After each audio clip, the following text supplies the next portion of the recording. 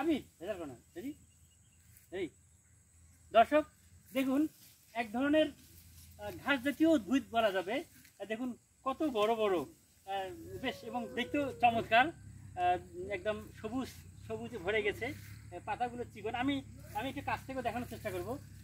দেখুন আমি যদি একটি গাছকে দেখানোর চেষ্টা করি, দেখুন পাতাগুলো কি লম্বা ধরনের। আসলে আমি শুনতে পেলাম এগুলো গরুকে খাওয়ানো হয়, একটা ঘাস জাতীয় উদ্ভিদ এবং চমৎকার, দেখতেও সুন্দর। এবং আসলে কত ধরনের যে উদ্ভিদ রয়েছে, কত ধরনের উদ্ভিদ যে কত কাজে লাগে, এটি মূলত ঘাস জাতীয় উদ্ভিদ।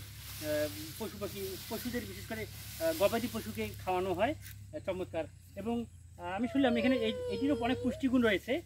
এইটি গবাদি পশু খাওয়ার ফলে তরতাজা হয়, গবাদি পশুর বিভিন্ন ভিটামিন জনিত সমস্যা থেকে দূর হয়, এবং বিভিন্ন ধরনের এখানে খনিজ উপাদান রয়েছে, বিভিন্ন ধরনের পুষ্টি রয়েছে।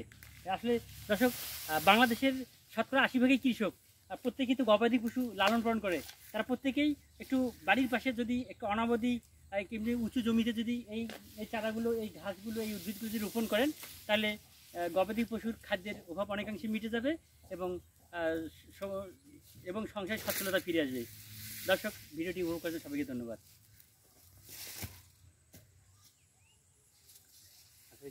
ফটো না তো ফটো গাছটা নষ্ট করে দেবো।